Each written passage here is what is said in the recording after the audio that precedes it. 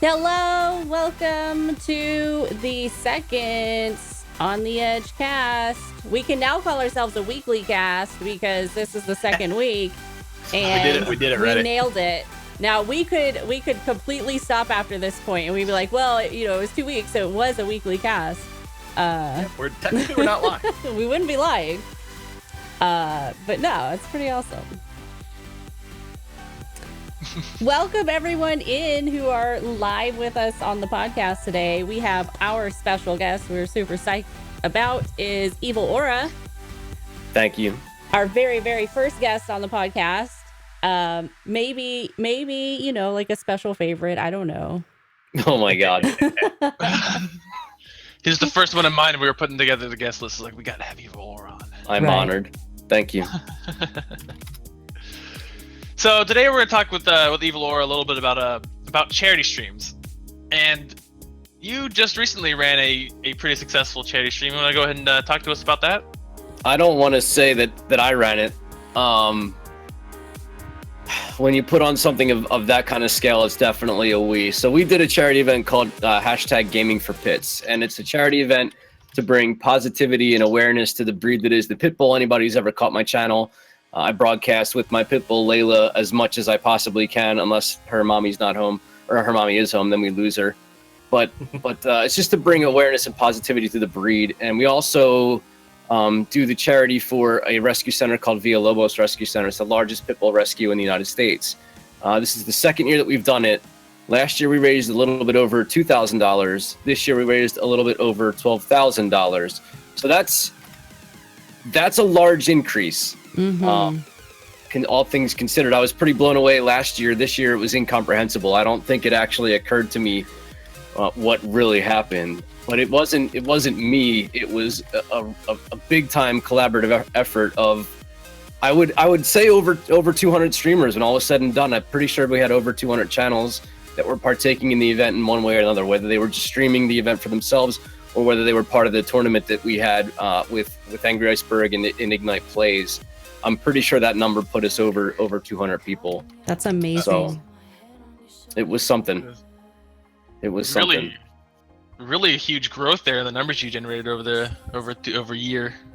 Well, it was a perfect storm for me because I had gotten perfect storm probably for the event because I had gotten partnership like 2 weeks before the event kicked off. So all of the hype that had come with the partnership just snowballed right into that event, having the Pitbull emotes that you could spam throughout chat for it, making new friendships that I had made over the course of December, January, and into February. It really was a culmination of the perfect storm for all things considered. It was so, but like I said, it wasn't just me, and it was very hectic and very stressful and very difficult to pull off, but we did it. What do you think the biggest challenge was that made it so stressful? Trying to support as many people as I could with the resources that they needed to pull it off, giving everybody as many commands as they could, as many YouTube videos, pictures, the rules, what we were expecting out of the people. And I'm going to use the word expecting, what we were expecting out of the people who were going to broadcast the event for us. And then just trying to get everybody on the same page, because when you're dealing with 200 people, even Discord isn't enough. Mm-hmm. To really do it. Like I said, it wasn't just me. And then I don't know. It was stressful, and I think I'm going to be taking a different approach to it in the future to kind of make it a little bit more streamlined, a little bit easier to understand. Sure. Mm-hmm. But what was it like putting the whole event together? You said it was stressful, but like, what were the benefits of organizing an event like this, and who really helped you out a lot on it? Impulse helped out with the graphic for the donations. K-Magic 101 put together the strategy in order to get all of the money into Villalobos' hands, and this way I didn't touch any of it. K-Magic 101 was huge in that regards. Even Professor Broman kind of filtered down some information to me just to get it set up and function for those who were able to stream on OBS and or XSplit or any other broadcasting software, to have the alerts pop up, to have the donation bar on all of the channels, to so those kinds of things. it's an open enrollment, if that's the right term, event. So if you wanted to be in it, you were in it. There, nobody was turned down. Right. I don't think if you're trying to do something like this, you have the right to tell people, no, dude, thank you for offering your help, but no, thank you. I don't think that's the way that this can work, especially when you're fighting for this breed.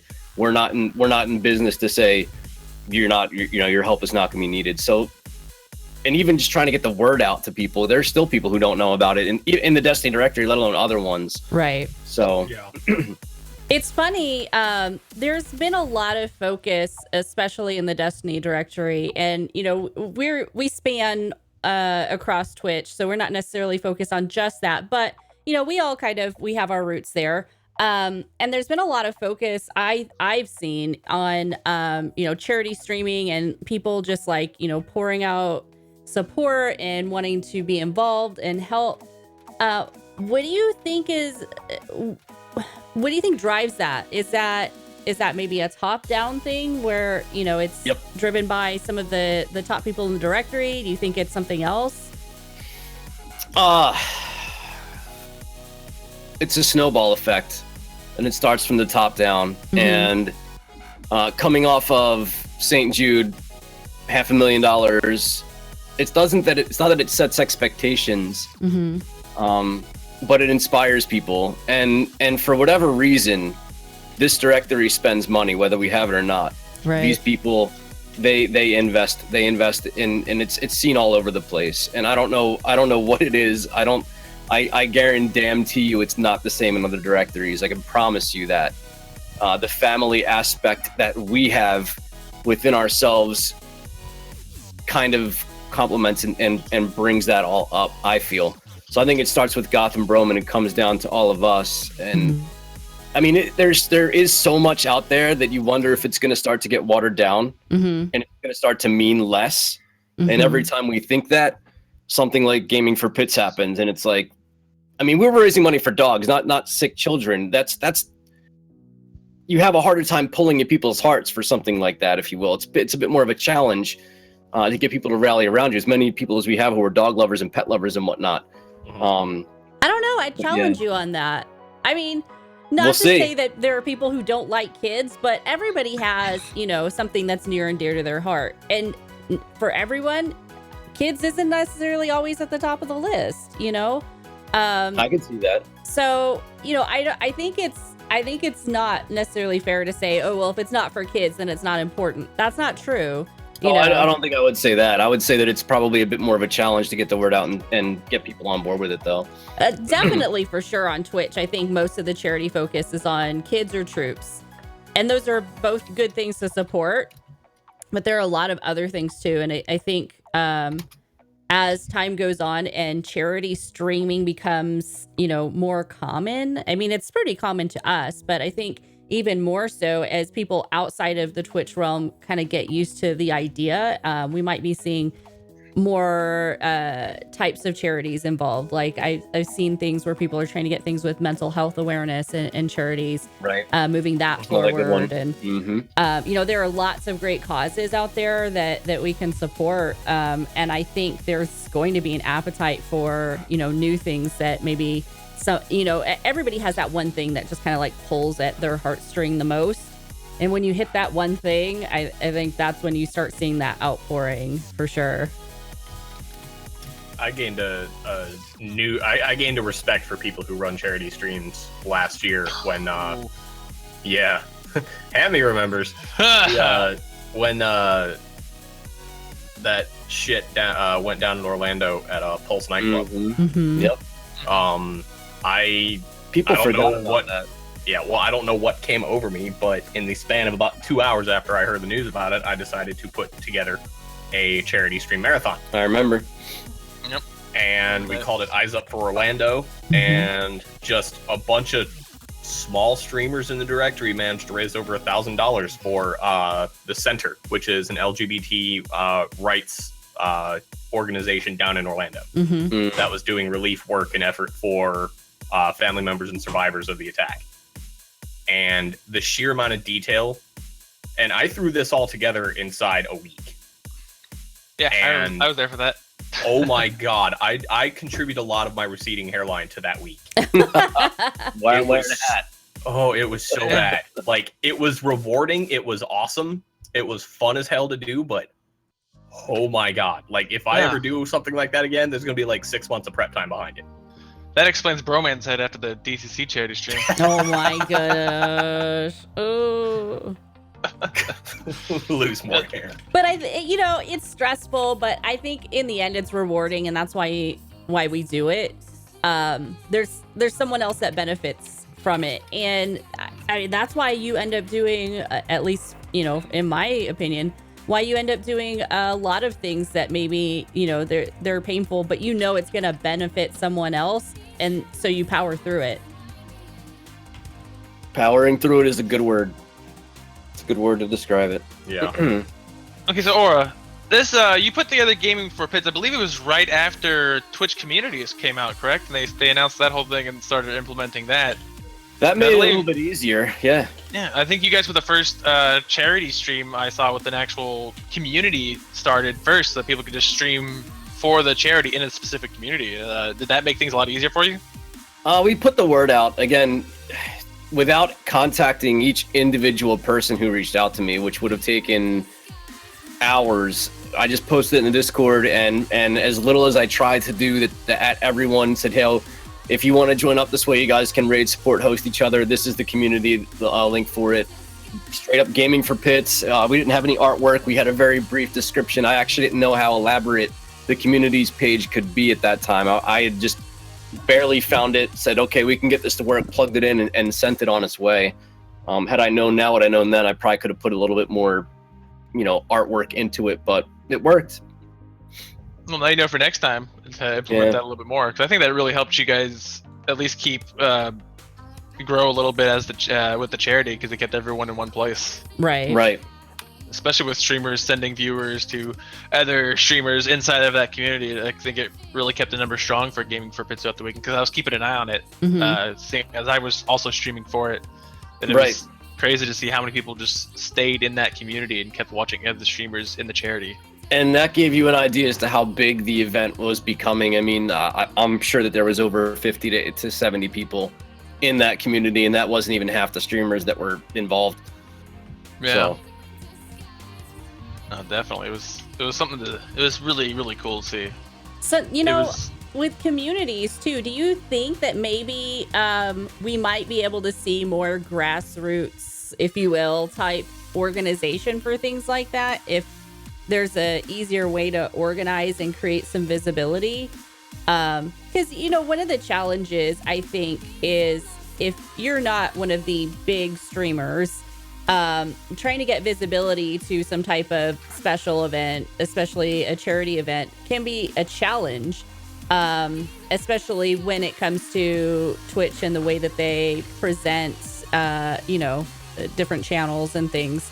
I think that kind of touching on that example with Gaming for Pits, that could be a really useful use of communities, is just enabling you to get more visibility to different types of events that aren't necessarily being supported by whoever that pulls the biggest numbers, if that makes sense. Right. So there's two sides to that. One of which is you might be able to find something that you don't know is already out there. Mm-hmm. Right. You might be able to find that somebody else is doing a charity event that you might believe in and want to join up and maybe bring your side of things too. The other thing is I and this is what I used, and I don't use this very often, but I used my phone a friend, right? Mm-hmm. You're playing Who Wants to Be a Millionaire and you're like, I can phone a friend right here. And I don't use these very often. But I phoned a friend to Kevin to find out a little bit about how to do the money situation.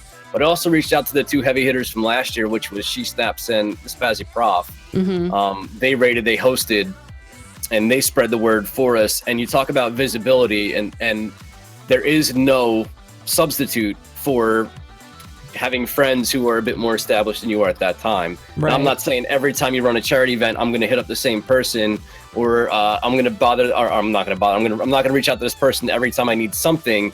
But those one or two times where it's going to be really, really crucial, that's where I'm going to use my phone a friend. I'm going to hit up, She Snaps has at least one pit mix and one pit bull. She's got Capone, and I can't remember her newest puppy's name. It's going to drive me crazy. And then we've got Spazzy Prof. It's Enzo is her other one. Enzo. And then we got Spazzy Prof, who was the biggest proponent, for the first event. So I pulled that card, and I think in visibility terms, compared to the level that we were at and the level that they were at, they have a little bit more visibility and pull than we do right now. So that's where I use that. That's awesome. What else you got, Hammy? There may be people out in chat who are, or on YouTube, wherever they're listening or watching this, that might be interested in running their own charities for a cause that they think is really awesome, that needs some support. What's some advice you would give to them after going through it yourself? So the best thing for us was to be able to verify Villalobos's PayPal email address. That's all you need to set up Twitch alerts to send money to a charity. So if you want to do things for Stack Up, if you want to do things for the other one, the names are going to escape me. All you need is that PayPal email address, and you can set up Twitch alerts in such a way that you can set up the donation bar, you can set up the alerts themselves, you can set up all of the event list and whatnot, all of those things. Yep. And that was so crucial because that made any streamer who saw a donation be able to read the donation message. And that's when you're driving for charity on Twitch, it's so much more suited for people who aren't console streamers. Unfortunately, they can still do the same things, but there's something about the notification popping up and the donation hype being on the screen that I think sets them apart. It doesn't mean that you can't be successful. Obviously, you can be very successful as a console streamer, but that was one of the things that really made this kind of roll and kind of be really, really, really monstrous this year. The other thing is there's things you have to know. If you set up a GoFundMe and you withdraw the money, you are liable to pay taxes for that in the United States of America. Now, I don't know how that works across the pond, but a lot of people understand that if you raise money and you touch it for any reason, you have to pay taxes on that. So if I raised $2,000 for Villalobos last year, but I didn't have their PayPal information, I was the one who withdrew that money from the GoFundMe. And even though I gave all that money to Villalobos, I still had to pay taxes on the fact that I withdrew it from GoFundMe.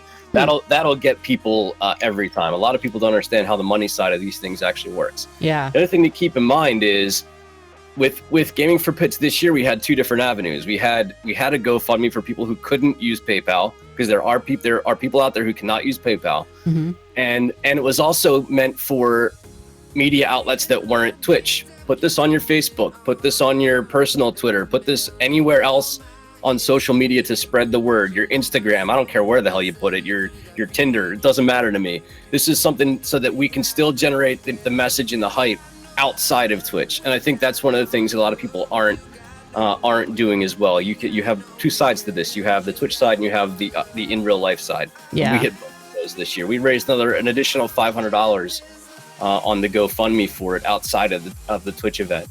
So I thought that was pretty crucial. Yeah, charity events on Tinder. I don't know. That'd be interesting, but I mean, that sounds like a whole other podcast. That sounds like a whole other category. But so that was one of the things. I used Google Documents to set up a lot of the commands, copy paste. I used it. Gaming for Pits had its own Discord, which made things a lot easier, but people had to use it. You can't force people who are in the charity event to use the Discord, but we had that as resources, and we had all kinds of things in there for people to grab. Like I said, we had YouTube videos, we had pictures, and all these things were really, really helpful. We had the roster in the rules for the 2v2 tournament. All of those things were readily available for anybody to find should they have needed it. And then when we did Gaming for Pits, I actually created a separate Twitch channel for Gaming for Pits, and then that channel was linked to Streamlabs, which was linked to Villalobos Rescue Center. So none of it went through my channel. All of it was set up and was done on a completely separate channel, which made things a lot easier for us. Like I said, come tax time next year, I'm not going to be liable for anything. All of the money goes directly to them. They are a non-for-profit. They will not be paying taxes on any of the money that was given to them, and they'll be able to write off the PayPal fees. There's a way to do it on GoFundMe, but it is tedious and time consuming, and it's aggravating as hell. You would be what, like window capturing the donation bar and having to refresh it every time and refresh the window. The logistics of it were just a pain. Yeah. So we got. There's also a way to set up the GoFundMe to where you don't withdraw it. You can turn control of it over to whatever charity you're wanting support, but you have to get a hold of them to do that. Right. They're not talking to me. Well, they weren't talking to me at that time. Villalobos didn't know who we were. It wasn't like I'm doing this for any other reason other than to give them the money anyway. Yeah. But trying to get a hold of them, be like, hey, could you guys take hold of my GoFundMe account and withdraw? And I'm sure that they get an awful lot of donations, so they're not going to be bothered with Timmy, trying to get a hold of them for X reason. Once they saw the donations start to roll in, that's when they started to turn their attention to us. But trying to reach out to those charitable organizations that are just incredibly busy. Mm-hmm. Oh yeah, not always going to work out well. It took me a month to get a hold of the center when I did that. Right. Oh my gosh. Yeah. Well, they were busy too, so. Yeah. Well, I mean, they were slammed with what they were trying to do. I ended up getting a hold of the general director of the entire organization. Wow. And I finally got an email address that I could use to turn control of the GoFundMe over to him. But it took a month just to get that one email address. GoFundMe didn't even let me do that this year. They legitimately withdrew the money and put it into my account in spurts. So they gave me $130, $100, and then the balance of it. And I don't know why. I don't know what had happened, but they didn't give me the entire withdrawal. It was very strange this year, but Villalobos got it, and that's the important thing. They got all of it. Absolutely. There you go. So we're going to switch gears. A lot of the things that were played, a lot of what was played during Gaming for Bits was Destiny. We all play Destiny. Occasionally. Sometimes. A lot of the time, but yeah. I know, Frisky, this is a new game for you, so you might be a little confused. Stay with us, all right? So this, I think for a lot of us have anticipated a Destiny 2 release in September. I think we even talked about it last week. A little bit. This Destiny 2 poster leak. Do you guys really think it's legit? I do think it's legit. I think it's legitimate because Activision already issued DMCAs to take them down. Mm-hmm. Jason Schreier said it was legit, and that did usually never Jason wrong, Schreier hasn't been wrong yet. He is pretty good, but I'm also just looking from a design perspective at these posters, and they just don't seem that good. So I don't know. Maybe it's just the skeptic in me that's But then there was that sort of wink from Deej at the end of the TWAB this week. It was oh, you were expecting to hear something else? Ha ha ha. Yeah, one thing at a time. Yeah. Right, yeah. One milestone at a time, Guardian's well, see, what makes me think this is real is solely because, okay, the typography of the number 2 behind Destiny, I can see why some people would question that. Yeah. But by the same token, why would anyone go through the pain of drawing something this elaborate? Mm-hmm. And then printing it on a poster and then taking a picture of it in the back of the GameStop. I don't know. People do weird shit. Just if it's a hoax. People have a lot of time on their hands. That's true. Fair point. If it's real or not, I don't know. I don't know why it matters. I don't want to be negative Nancy, but it's a poster. Yeah. It's a poster. It's not Guardians popping out of the poster, giving you the Soros shotgun, which, by the way, has monumental range if he's using a shotgun from right there with whatever the hell he's shooting at. Right. Best range out of any gun that I've ever watched. But it's a poster. But it totally fits within Destiny, just given shotgun range, I'm saying. Well, or you know how the community is with any new information, we are just at edge about it. We want to know more. The community has always been like that. So I'm so much more hype about the fact that so many people were hype about the game having a sequel. Yeah, that's the thing that gets me excited. Whether I could care less. But the fact that Bungie stream had 75,000 people talking about Vault of Glass coming back. Right. Now, are you kidding me? I'm just happy that many people are psyched about the game, period. That's what I'm in for. Yeah, seriously. And then did you see it was trending on Twitter when the leak happened? Yeah. Yep. Destiny 2 trending on Twitter. It was crazy. It was That was so trending for a hot exciting minute. to see how much hype there was built around this. Well, I Now- was telling the guys earlier, I thought it was, not quite as on par, but akin to the Yellowhorn Day. Was it a year ago? 2 years ago? I don't even remember. Where Yellowhorn was trending on Twitter and people were going nuts, and it was like, oh my God, Xur is selling Yellowhorn, and like everybody was just losing their shit. And it was like that level of hype where I was literally trying to work and I couldn't concentrate on anything because there's just all these people tweeting and my phone's just blowing up. Oh my God, did you see the poster? And now, look at the background. It looks like this is the Cosmodrome, but that ship doesn't look like a Cabal ship. And I'm like, oh my God, guys, I'm in a meeting right now. But it was just... the excitement level was probably, like, I have to agree, it was the best part of it. We all expect a new game, but... Well, and you've never, at least in my memory, I've never seen hype for a game break trending on Twitter. Really? Like, on that level. I don't know if I would know, if I would even notice. Especially for a game a year after its release.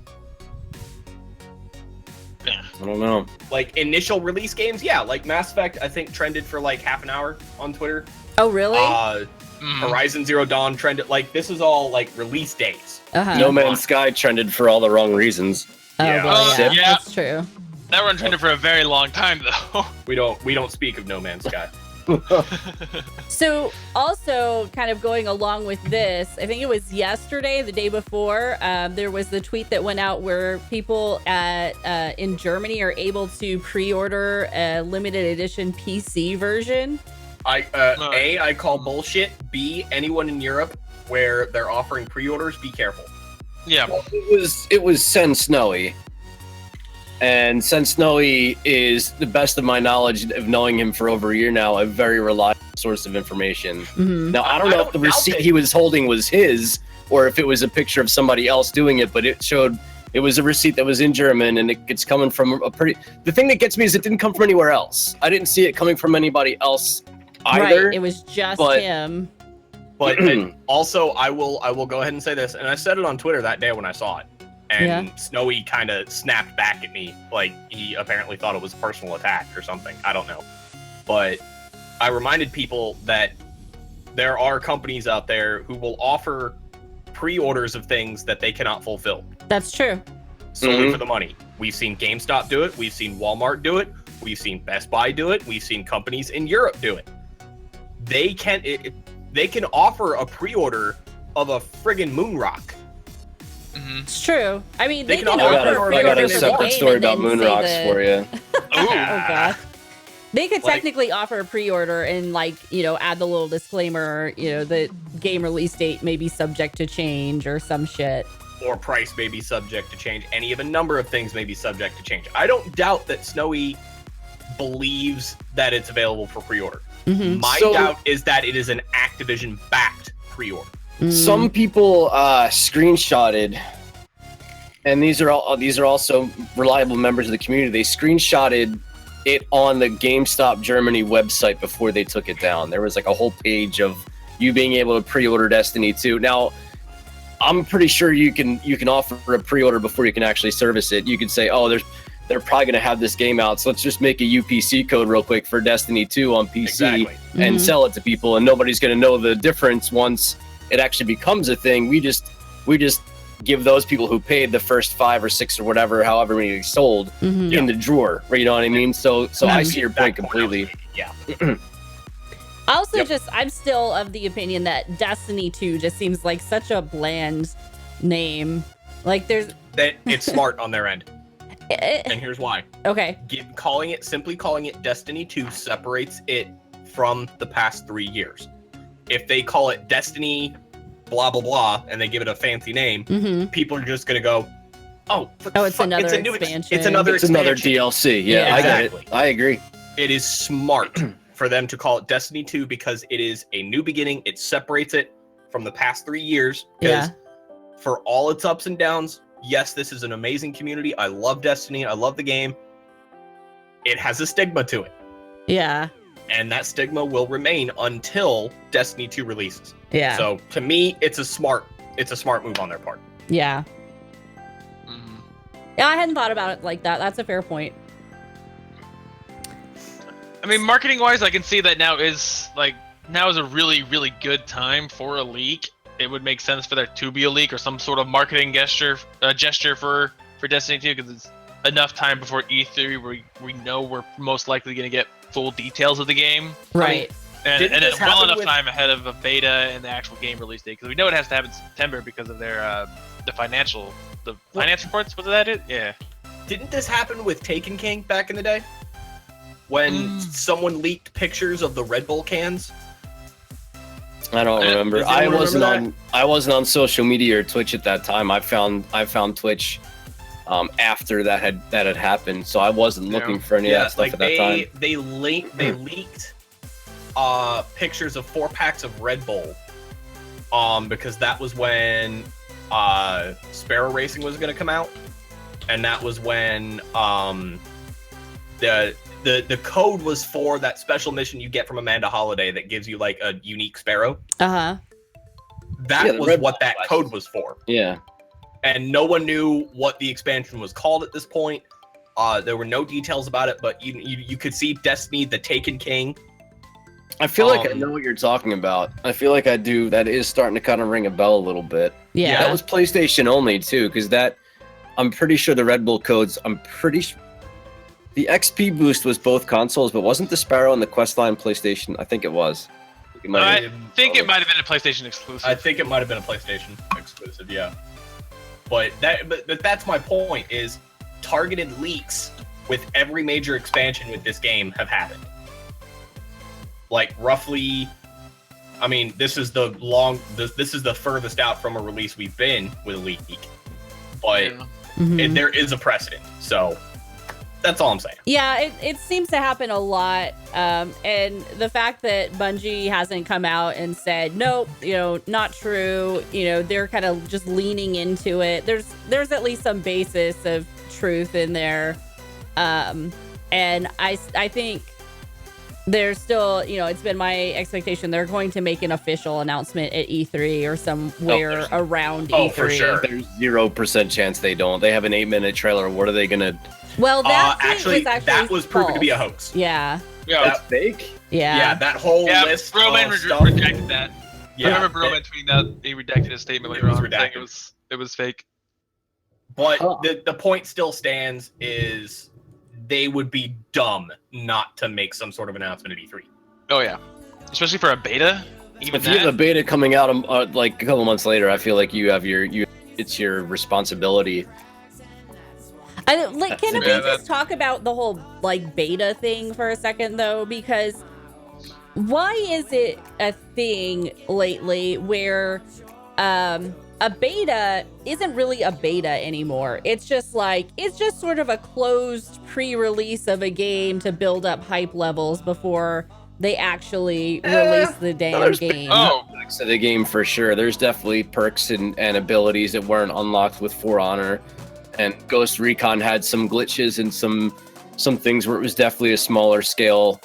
Yeah. I mean, part of the question, and I guess the answer at the same time, is does Destiny 2 really need a beta? Right. Well, unless they're making some pretty significant foundational they're doing changes. They are. Overhaul. It is a complete. I mean, this Destiny 1 was designed to run on PS3 and 360. Don't forget. So this is the first release on the next gen console. So it is a completely different game. Plus PC, quote unquote PC. Possibly, but Destiny 1 was one big beta. It was a 3-year beta, guys. I mean, we're ready to go into proof of concept here. H1Z1 is following closely behind on that 3-year beta. Yeah. Well, there are questionable betas, like the For Honor beta ran a couple days before nationwide release. Yeah, that was a little too close. That's a little questionable. Yeah. But it's Ubisoft, us not questioning them. Well, but as is being already pointed out in chat, the point of a beta is to stress test servers. To speaking from an IT standpoint, it is a way to gauge on your server farm what needs to be tweaked, what needs to be moved where, how best to load balance, things like that. Yeah. They are also in games, especially in this day and age, they're always collecting data off you whenever you play. They're always collecting data off you on ways to improve the game, improve the experience, all of that. So even if you're not personally submitting, hey, I found this bug, I found this, I found that to the developer, they're still getting that info. Sure. Yep. So yeah, I don't know. It's still just some of this stuff with the games lately. It feels a little sketch to me. Like, I agree. yeah, I don't know. Talking about games with problems. Here we go. Another nice little segue there. The animations in Mass Effect Andromeda. Dude, there's this. I've got this. Sorry for any noise. There's a storm passing over me right now. I hear it. There's this post compiling where people have made GIFs of just weird ass animations in Andromeda.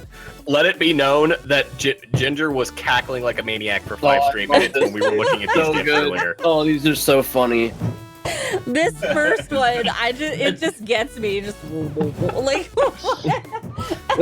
New motherfuckers. like Good. it's awkward. It is awkward, and I know there was a thing about, okay, they're going to put a fix out, not in what was it, like in the coming weeks or a month or something like that. Yeah, they were they did not specify a release date for a patch fix, but it is on their radar. They're working on it. Like, look at this freaking walk. What is that shit? Reverse Michael Jackson. Yeah, just what? Like, ankles don't move like that. Who was it? Someone in my chat called it the poopy walk the other day. Right? Like you're just Like, you're you just shit squeezing in your your butt pants and you're cheeks trying to- together. Yeah, like you just shit in your pants and you're trying to make it to a bathroom before any more damage is done. Like, just once even, I don't know. So there was a tweet where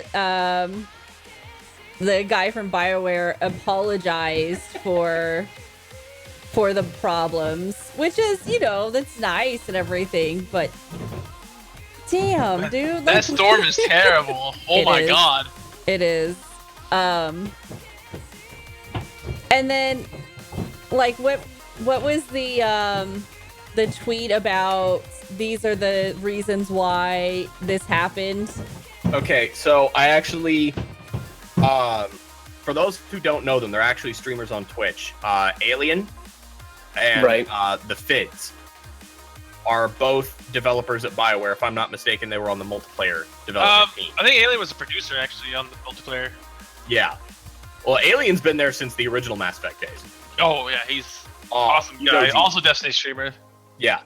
But one of the reasons for it was a lot of the animators and a lot of the team at BioWare Montreal, which is the studio that worked on Andromeda, were brand new to the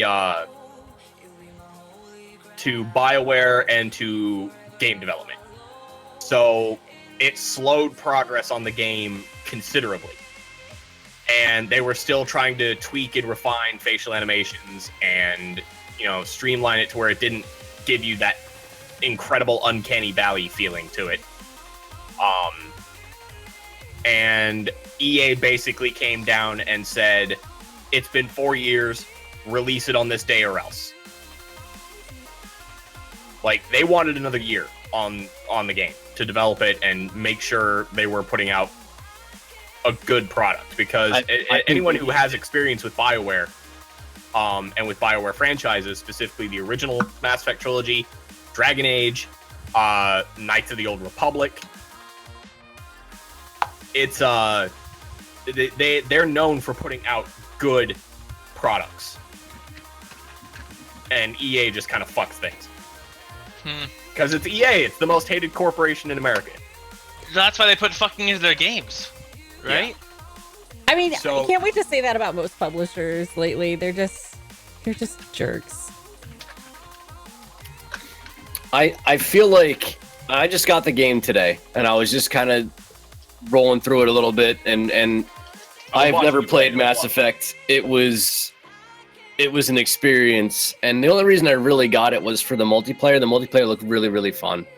But the animations are not the only thing about the game that's kind of squirrely. There's quite a few things within the game that it feels to me. There's aspects of it that are absolutely drop dead gorgeous, and there's aspects of it that are absolutely awful. Just the motions, the clunkiness, and there really are, because it seems like they took on a project that was too big and tried to get it completed too soon. And it feels to me like they actually did need that one more year to polish it off and make it what it could be, because I can see what it could be. The combat and everything's really good. The multiplayer, when it lags, is a little bit interesting. But the combat in and of itself and the action is pretty killer. But the walking, the running, it almost looks like a 5-year-old PC game, 5 to 8 years old at this point in the way that the motions are. And how do you patch the entire movement scheme for the entire game? I don't know enough about video game development to know how you would actually patch that, but that seems like a pretty friggin' big patch. Right. Yeah, that seems pretty extensive to me. Yeah, And that have is the what same I didn't issue with the movement. understand. Actually, I have an issue with the combat because it feels like that with me. Like, yeah, combat is smooth right up until the point where you have to go for cover, and then you overshoot your cover, and then you dodge over this thing, and you're like stuck in a friggin' wall because you're The turning radius isn't very tight at all. Like, it's how the very hell did I wide. get here? Yeah. Yeah, I just didn't understand how they're like, oh yeah, we're gonna put out a fix, and I'm just like, how simple is that gonna be? It seems like it'd be way more complicated than maybe some of those initial tweets made it seem.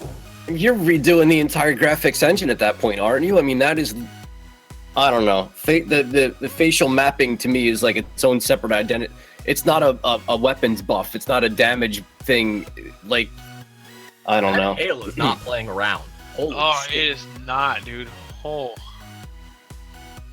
My God. Here, I'll show you. Devo just got a piece from outside. That's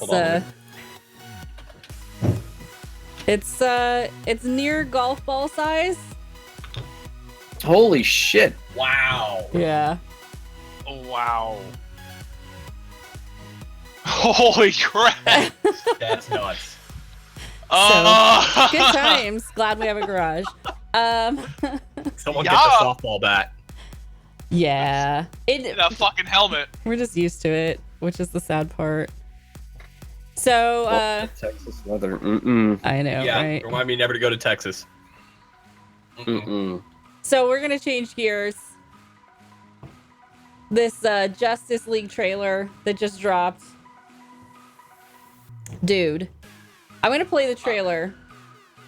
And I want to see what everyone's reactions are to it. Oh, it sounds like it stopped. Don't curse it. Right? Yeah. We have to be ready. You, me, the others. There's an attack coming from far away. Not coming, Bruce. It's already here.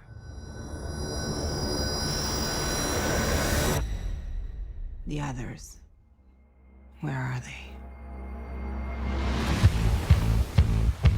Arthur Curry, the Aquaman. It's on him.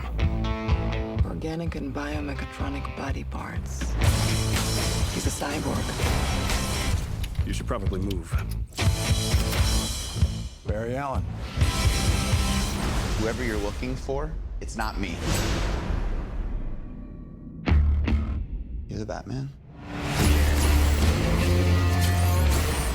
They said the age of heroes would never come again. It has to.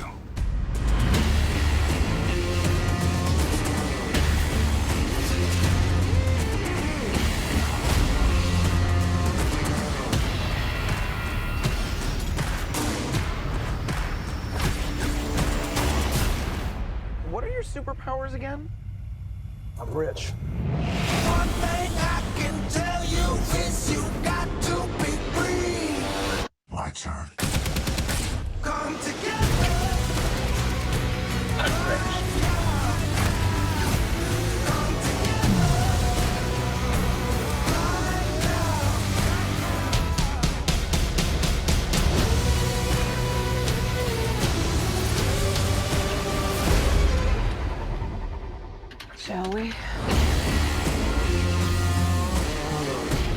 It's good to see you playing well with others again. Just like a bat. I dig it. Maybe temporary.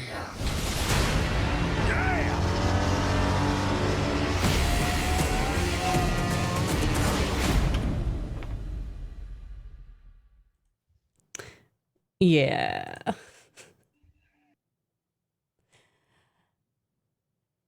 So, to me, that feels like, hey, look at all the people that we put into our movie. Yeah. Isn't that what the movie that just came out was like recent? What was it? Batman versus Superman. Wasn't there another one too? It was kind of like Justice League, but not. It was just a whole bunch. And I'm bad at this. Suicide Squad. That's it. Oh yeah. Didn't they just do that with Suicide? Like, at what point do you guys understand that there's only so much money for you to draw from, and you're just diluting the pool? They're desperately trying to copy Marvel and failing miserably because all they're doing is throwing as many actors as they can into a movie, going, "See, we can do this too," and They're just they so don't spend any time on the behind. writing or the plot development, and it's fucking terrible. Yeah. I think what DC has done well is the TV shows. They were Yes. ahead of Marvel on that front. And the animated shows. Yeah, well, in their animated shows. I tend to prefer the DC animated shows, honestly. But this their whole movie approach is just, it's like, it feels haphazard, and like there's no way of hiding that they're just playing catch up with Marvel. And I think it's a disservice to fans. It is. I agree completely. Now, their TV shows I watch religiously. The Flash, Arrow, DC's Legends of Tomorrow. I'm even watching Gotham. Mm-hmm. Gotham's really good. Gotham is actually really, really good. It's way better than people said it was, and I'm glad I gave it a chance. Yeah. Their movies leave a lot to be desired. I haven't liked a DC movie since since The Dark Knight. Yep. Dark Knight was the last good one. Yeah, and that was 80% because of Heath Ledger, because he played a Joker that just blew literally everyone out of the water. Yeah, but I feel like that whole trilogy exists separately from these other movies. They were done really well, right? But I think that was more of like a passion project about, with like Christopher Nolan just like really being into Batman. These other movies is like, now we want to do a DC movie series, and like those were really good, but we have a new Batman, which Batman really wasn't bad. I didn't mind him. He wasn't the worst Batman. Now, Wonder Woman is the first DC movie in a long time that I'm actually interested to go see. Because Gal Gadot. Right. We Yeah. talked about this last week. I would do very unnatural things to that woman in the pants. Oh my god. Does your wife watch this? She wants. She's aware. She wants and a turn. she'd participate. I know. She'd kick my ass if I didn't take that chance. Right. But I want to see if they will do a movie that has a female lead justice. Yes. Oh yeah. Because for years DC has said, we don't think comic book fans are ready for a female lead in a superhero movie. And meanwhile, Marvel's over here going, here's a fucking talking raccoon with a gun fetish. But I mean, Marvel hasn't done much better. All the people who are like, can we get a freaking Black Widow movie, please? But they are doing Captain Marvel now, so I'm super stoked about that. Well, Captain Marvel's been slotted for a while. It has. Yeah. It has, but a Black Widow film in the works too. I believe there was a rumor about it a while ago of a Black Widow film. I've seen nothing confirmed yet though. Nothing confirmed, but I know there's been rumors going around of that. I mean, I know Scarlett Johansson wants to do it, but I mean, we'll see if the studio does it. But no, with this trailer, I have a few questions. Number one, Catwoman doesn't count. Sorry. The animation on Cyborg looks about 3 years outdated. It looks cartoony in a way, which is I think I kind of like it because they've been very known for their animated. It triggers my uncanny valley sense in terms of like the moment I see it, I go, no, it's terrible. Right. Number two, where the hell is Superman? Yes. I'm glad they did not show him in the trailer. He's in the movie. He's on IMDb. He's confirmed for the movie. They show Amy Adams, who's Lois Lane. Lois Lane. So he has to be in there if she's in there. Oh, he's in there. He's on the IMDb cast list as Superman. He's in there. I'm glad they didn't show him. the only thing I like about this movie trailer is who they cast for Aquaman. Oh my gosh, Jason Momoa, like, just I would do things to that man. Give me Khal Drogo. Like, where's DeVoe? Tell me DeVoe would too. Tell me DeVoe would too. I mean, Shit, probably. But like, okay, look, Aquaman is such the joke of a superhero, and dude, I'd be his Khaleesi, goddamn. Right? Seriously, but like, okay, he made Aquaman sexy, and that seems like a near impossible task. I would watch this Aquaman, like, I would watch the movie just for that Aquaman, actually, and also Wonder Woman. Yeah, no, I would. I think he brought a much needed life to the character. Yeah. If anything, Aquaman was probably the least liked DC character out of the bunch. Yeah. Well, see, and Aquaman is he is second only in power to Superman himself. Yep, he is that powerful, and he is a badass, and he never talk about it. Because he's just not liked. He's not popular. Nope. It's unfortunate, but I'm really glad they cast someone with such that could bring such life to him in the trailers. I hope he does justice in the in Justice League. I saw an interview, like he was passing up by the street on someone with a video recorder, and they were like, do you know how to swim when you got the role of Aquaman? And he just kind of looks at him incredulously. He goes, I'm Hawaiian, bro. Right? That's like, fantastic. I saw that and I was like, okay, I have a man crush on Jason Momoa now. I mean, I have, since he was on an old Stargate show a long time ago. He was on Stargate. Yeah, Atlantis. That's right. So yeah, I mean, since then, before he even was on Game of Thrones, but he's just, I'll watch him, do his laundry, but oh my God.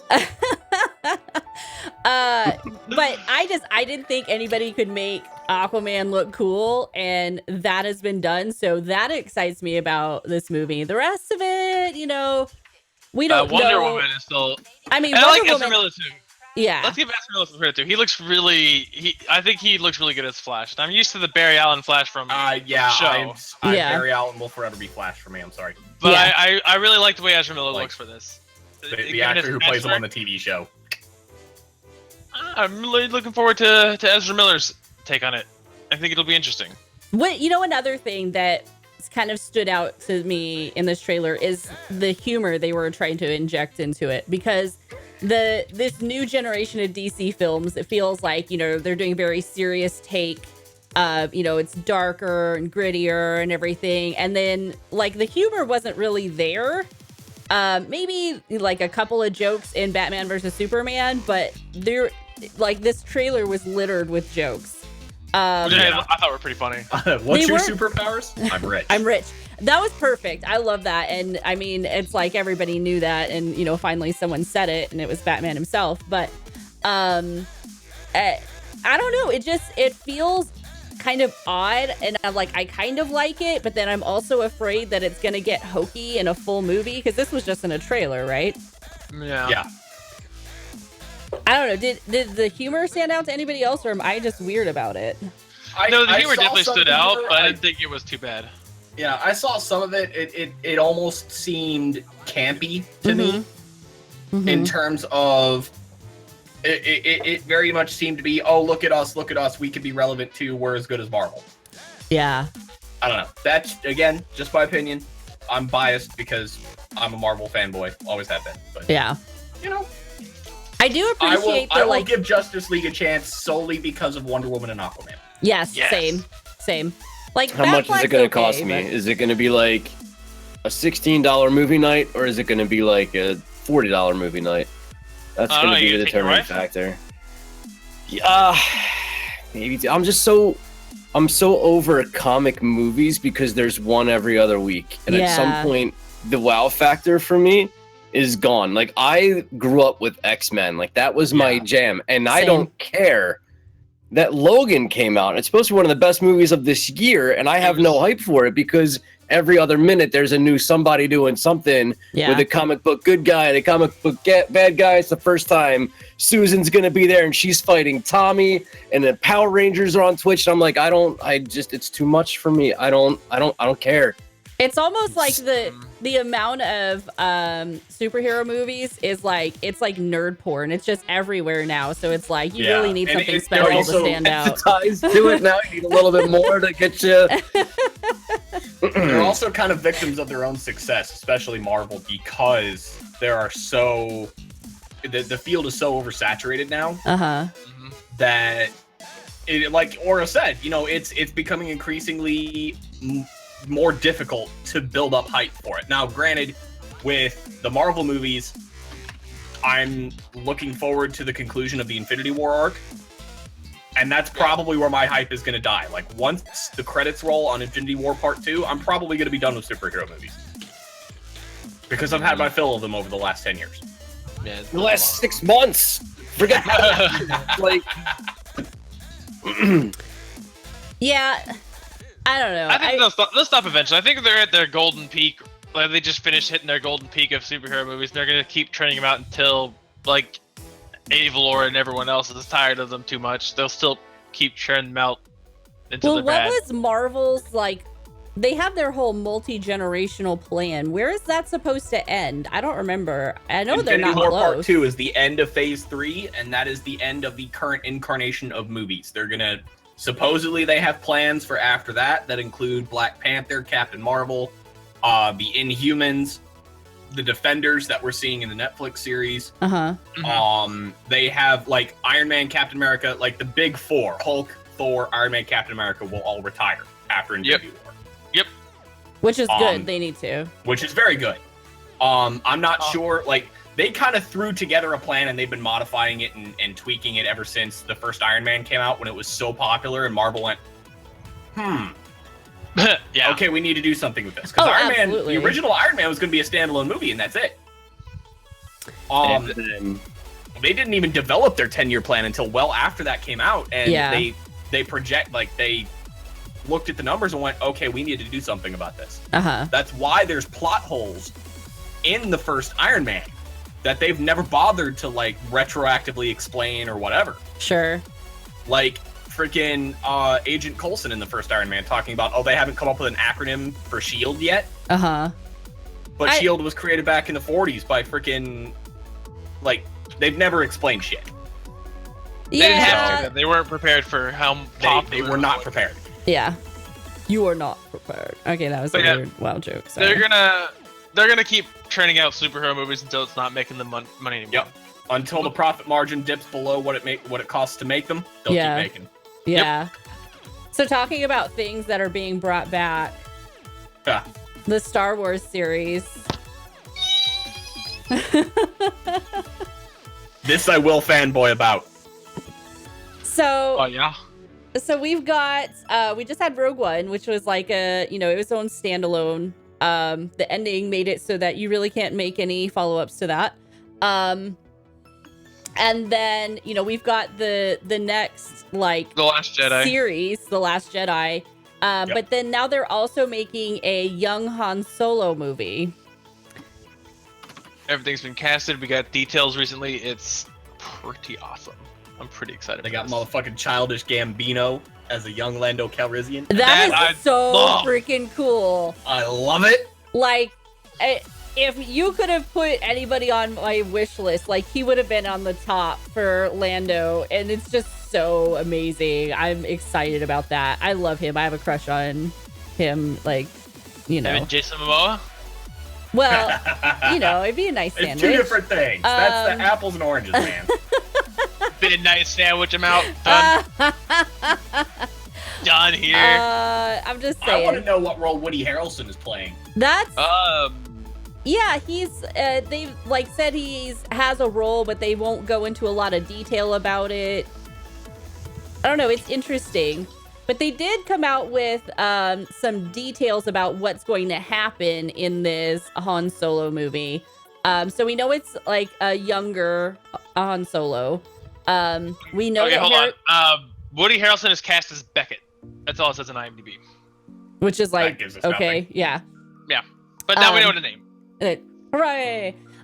So Han Solo, it will be a younger Han Solo. They say it will follow his life through the age of 18 to 24. We know that Harrison Ford will appear in it. In what capacity, we don't know. A dream. A dream. I think it'll be a dream. A future dream? Oh no. Or just like a flash forward, maybe, or something. It's all a dream. A vision. Oh my gosh. The whole movie is a flashback. It'll be the end of Mario Brothers too. He'll wake up. Oh my gosh. What if the whole movie is Han telling a story telling the story to Ben as a kid? That's a possibility. That'd be so Kids cool. is How I Met Your Mother. How I Met Your Mother Star Wars edition. How I Met Your Chewie.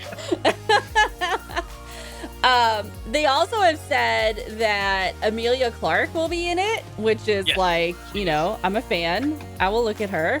Wait, Khaleesi? Yes. Yeah, you didn't know Syke is suddenly interested more. And then there's She also doesn't have a part yet. I'm in love with her eyebrows. She does have some, like, her eyebrows are on Some fleek. crazy like, eyebrows. Yes.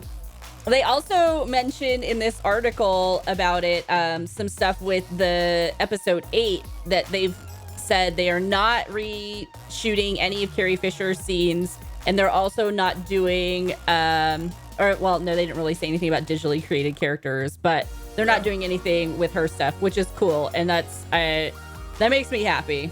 So Mr. Divian brings up a good point. This is actually something I wanted to touch on this particular story. Yeah. For those who don't know, the original Kanan, before Disney came and purchased the Star Wars IP and retconned literally all of the expanded universe, the origin story of them was that Han Solo was originally an Imperial officer. He wasn't a stormtrooper. He was an officer from Corellia.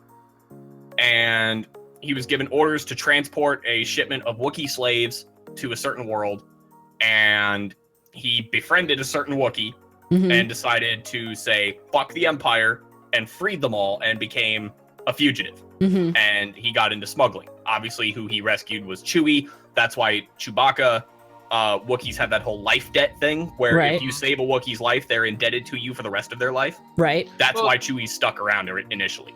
So he didn't save all of the Wookiees? I mean, he saved all the Wookiees, but like it was. So he didn't have a Wookiee army? What is this? No, it was specifically. If you can actually go back and read, there's a book that details this entire thing. They get into a firefight with Imperial stormtroopers while Han is trying to free the Wookiees, and that is when he saves specifically Chewie's life. Okay. And they have said that this film is supposed to cover how they met. Yeah. And also how he became Han Solo, because that's not his original name. That's not my name. Spoilers. Spoiler alert. Spoilers. This is the first I've Spoil heard in of the it. future. So it could be some version of that story, or they've just decided to do a complete like rewrite of it. Like, we don't know. But given what has happened so far with this whole Disney running of Star Wars thing, I feel like the people who are writing it, they've been fans of this expanded universe and have been taking bits and pieces from it. So I think that may still be a thing. Yeah, they're not going to go directly off of the old expanded universe. Right. That just, unfortunately, they're not going to. They've already proven that they won't, because in the original expanded universe, Han and Leia had 3 children, not 1. And Ben was the name of Luke Skywalker's son. So, Right. Yeah, it's all fuckered up right now. But it'll be interesting to see what they do with it.